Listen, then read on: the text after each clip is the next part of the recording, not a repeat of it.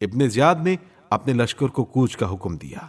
ابراہیم بھی اپنے مقام سے حرکت کر کے نہر خارس پر جو موصل سے 12 میل دور ہے جا پہنچے۔ ابن زیاد 80,000 فوج لے کر ابراہیم کے مقابلے کو جا پہنچا۔ ابراہیم کے ساتھ کل 30,000 آدمی تھے۔ ابن زیاد کے لشکر میں قبیلہ بنی تمیم کا ایک شخص عمیر ابن حباب بھی تھا۔ ابراہیم نے اس کو ایک خفیہ خط لکھ کر اپنے ساتھ ملانا چاہا اور بہت سے انعام و اکرام کا لالچ دیا۔ وہ 1,000 سواروں کی جمعیت کے ساتھ ابراہیم سے آ ملا اور یہ صلاح دی کہ ابن زیاد سے لڑنے میں جلدی کرنا چاہیے۔ چنانچہ ابراہیم نے فوراً اس پر چڑھائی کر دی اور وہ گھمسان کی لڑائی ہوئی کہ ایک کو ایک کی خبر نہ رہی۔ ہر طرف خون کا مے برس رہا تھا اور سروں کی جھڑی لگی تھی۔ صبح سے لڑتے لڑتے ظہر کا وقت آ گیا۔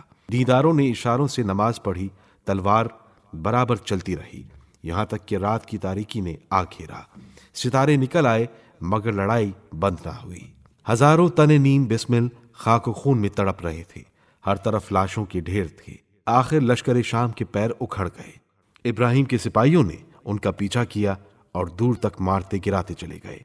ابراہیم کو بڑی نمایاں کامیابی حاصل ہوئی۔ لکھا ہے کہ وقت جنگ جب ابراہیم شامیوں کے ایک گروہ سے لڑ رہے تھے، ان میں سرخ رنگ کا جوان بھی تھا جو بڑی دلیری سے تلوار چلا رہا تھا۔ جب ابراہیم کے قریب آیا، انہوں نے ایک تلوار ایسی ماری کہ اس کا ہاتھ کٹ کر گر پڑا۔ وہ بھی اس کے صدمے سے چکرا کر نہر کے کنارے جا پڑا۔ ابراہیم نے فوراً اس کے ہاتھ پاؤں کاٹ دیے۔ اس کے جسم سے مشک کی سی خوشبو آئی۔ چونکہ ابن زیاد مشک و عنبر اپنے کپڑوں کو زیادہ لگایا کرتا تھا، لہذا خیال ہوا کہ ہو نہ ہو یہ ابن زیاد ہے۔ ابراہیم نے اس کا سر کاٹ لیا اور سپاہیوں کو حکم دیا کہ رات بھر لاش کی حفاظت کریں۔ صبح کو مہران غلام ابن زیاد نے پہچانا کہ یہی ابن زیاد ہے۔ پھر تو ابراہیم کی خوشی کی انتہا نہ رہی۔ یہ واقعہ روز عاشور 67 ہجری کا ہے۔ اس وقت ابن زیاد کی عمر 40 سال کی تھی۔ قدرت خدا دیکھو، روز عاشور ہی امام حسین علیہ السلام شہید ہوئے تھے۔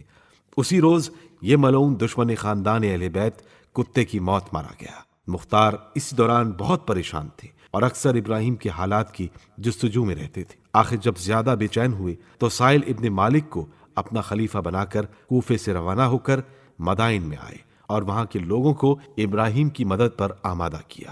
وہیں ان کو یہ خوشخبری ملی کہ ابن زیاد مارا گیا اور ابراہیم فاتحانہ انداز سے واپس آ رہے ہیں۔ مارے خوشی کے اچھل پڑے، خدا کا شکر ادا کیا اور اسی وقت کوفے کو روانہ ہو گئے۔ ابراہیم نے ابن زیاد اور دوسرے قاتلان حسین کے ناپاک سر کوفے میں مختار کے پاس بھیج دیے۔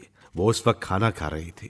سروں کو دیکھ کر شکر خدا بجا لائے۔ جب کھانا کھا چکے تو ابن زیاد کے سر کو جوتوں سے روندا اور پھر وہ جوتا پاؤں سے نکال کر پھینک دیا اور غلام سے کہا، اسے دھو ڈال کہ اس نجس سر سے مس ہوا ہے۔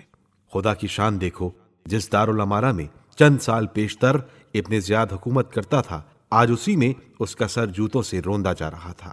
یہ امام حسین علیہ السلام کو شہید کرنے کا ایک ادنا عذاب تھا جو اس شقی پر نازل ہوا۔ اس کے بعد مختار نے حکم دیا کہ ان تمام سروں کو دروازہ کوفہ پر لٹکا دیا جائے اور ہر شخص آتے جاتے لعنت کرے۔